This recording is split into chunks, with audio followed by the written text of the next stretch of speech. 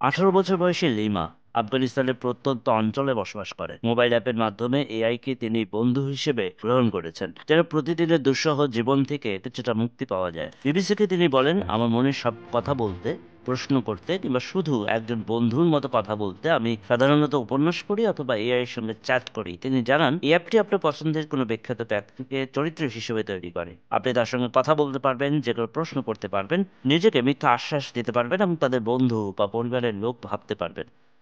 আন্তর্জাতিক নারী দিবসকে সামনে রেখে বিবিসি আফগানিস্তানে 12 জন নারীর সাক্ষাৎকার নিয়েছে, যারা 3 বছরেরও বেশি সময় ধরে তালিবান শাসনের মধ্যে বসবাস করছেন।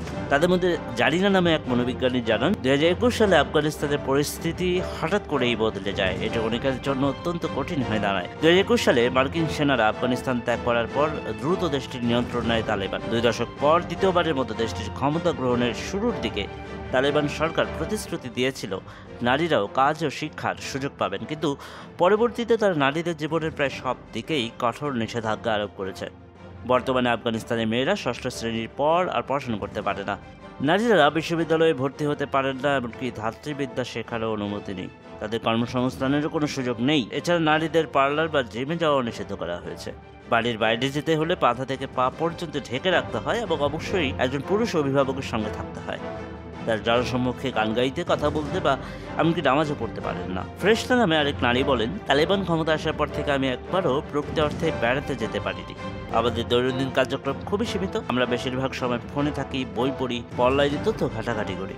তিনি বললেন, আমরা এখন আর পারিবারিক অনুষ্ঠানে একত্রিত হতে পারি না। আমি চাই কেউ আমাদের আমন্ত্রণ জানাক, যেন আমরা একটু ভিন্ন পরিবেশে যেতে পারি, মনকে সতেজ করতে পারি। তিনি স্মৃতিচারণ করে বলেন, মনে পড়ে তালেবান সরকার ক্ষমতা নেওয়ার 1 সপ্তাহ আগে আমরা শেষবার ঠিকঠাকভাবে ঘুরতে গিয়েছিলাম পাকবান, বামিয়ান এবং বন্দরে আমিরে।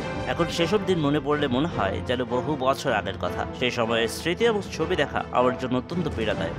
এই বছর জানুয়ারিতে তালেবান একটি নতুন আইন প্রণয়ন করেছে। এই আইন অনুযায়ী বাড়িতে জানালা রাখা নিষিদ্ধ করা হয়েছে, যেন নারীদের কেউ দেখতে না পারে। এ বিষয়ে এক্স মাধ্যমে তালেবান সরকারের মুখপাত্র জবিউল্লাহ মুজাহিদ লিখেছেন, নারীদের রান্নাঘরে কাজ করা, উঠোনে থাকা বা কূপ থেকে পানি আনতে দেখা গেলে তা অশ্লীলতার কারণ হতে পারে। তিনি বলেন, প্রত্যেক নারীর পরিস্থিতি আলাদা। এক একজন এক এক রকম পরিবেশ ও ক্ষতির সম্মুখীন হয়েছেন। কেউ তাদের কাছের মানুষকে হারিয়েছেন, কেউ অর্থনৈতিক সংকটে পড়েছেন, কেউ চাকরি হারিয়েছেন, স্কুল ছাত্রীরা শিক্ষার সুযোগ হারিয়েছেন, বিশ্ববিদ্যালয়ের শিক্ষার্থীরা তাদের স্বপ্ন ভেঙে যেতে দেখেছেন। দেশ জুড়ে নারীদের জন্য কঠোর নীতি বাস্তবায়ন করেছে আফগানিস্তানের তালেবান সরকার। এতে অনেকটাই সংকুচিত হয়ে পড়েছে তাদের সামাজিক জীবন, আটকে পড়েছে ঘরের কোনায়। ফলত সময় কাটাতে কৃত্রিম বুদ্ধিমত্তার সঙ্গে বন্ধুত্ব স্থাপনের দিকে ঝুঁকতে বাধ্য হচ্ছেন তারা।